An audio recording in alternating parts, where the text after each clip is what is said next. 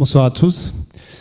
Donc si je suis là ce soir, c'est à cause d'une ou deux bières qu'on a bu il y a quelques mois avec Arnaud.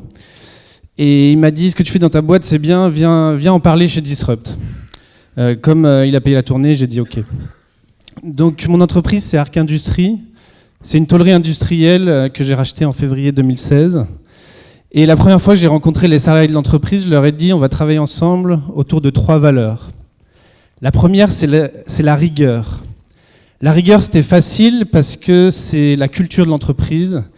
Elle est vraiment présente à tous les niveaux. C'est ce qui m'a beaucoup séduit quand j'ai rencontré le dirigeant et que j'ai visité la boîte. La deuxième, c'est le respect. Le respect, c'est plutôt pratique parce que ça parle à tout le monde. Tout le monde se dit, tiens, je sais ce que c'est le respect, mais on se rend bien compte qu'au quotidien, chacun vit le respect d'une manière différente. C'est pour ça que j'ai rajouté la bienveillance. Alors, oui, je pense qu'on peut être respectueux sans être bienveillant, mais je crois vraiment que l'inverse n'est absolument pas possible. Donc, comment est-ce qu'on essaye de pratiquer comment est-ce qu'on met en œuvre la bienveillance chez Arc Industries ? Ça commence par le souci et la considération de chacun, chaque jour, à son poste de travail. Et ça commence effectivement par un petit bonjour le matin. Le deuxième point, c'est le droit à l'erreur. Ce truc dont on nous rabâche les oreilles en formation management. Comment est-ce qu'on fait pour le mettre en œuvre ? Chez nous, on a essayé de faire la différence entre la faute et l'erreur. On a dit aux gens, faites des choix, prenez des décisions, et puis ils le font. Et une fois qu'ils l'ont fait, parfois on se retrouve le matin dans son bureau avec un mail d'un client qui nous annonce une non-conformité. Le premier réflexe qu'on a, c'est des émotions un petit peu bizarres qui passent, et on est plutôt comme ça. Bordel de merde, qu'est-ce qu'ils ont encore foutu ? C'est là que la lumière de la bienveillance s'allume. C'est là qu'on se dit, tiens, comment on peut faire les choses différemment ? Et on a décidé de travailler, d'aller voir l'équipe, et le message c'est « Nous avons fait une erreur ». Comme on travaille un petit peu après ça, on met en place des solutions, et puis comme on est très rigoureux, on met même en place une procédure qui va permettre de faire en sorte que ça ne se reproduise pas. Mais là où ça devient intéressant, c'est quand vous êtes face à ce salarié. Vous savez, celui qui est toujours en retard, celui qui n'est pas impliqué, qui n'est pas motivé. La bienveillance, elle sert à traiter les mêmes problèmes de la même manière qu'avec les autres. Donc la bienveillance, ça sert dans l'entreprise.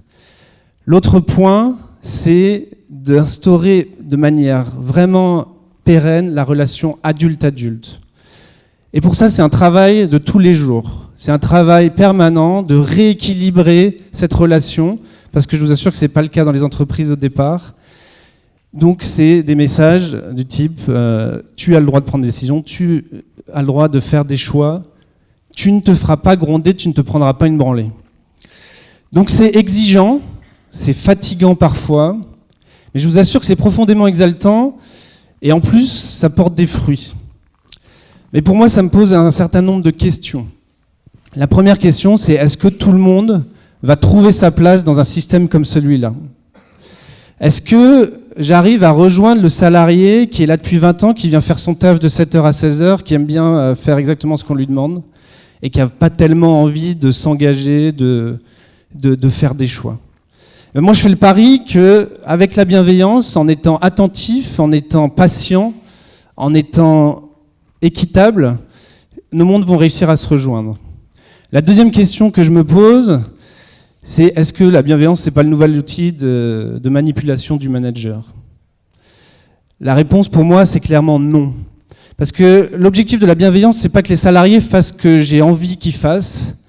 Mon objectif, c'est de créer un environnement où ils sont capables de se sentir en confiance, où on crée l'environnement où le potentiel peut s'exprimer, où la capacité pleine du salarié peut s'exprimer.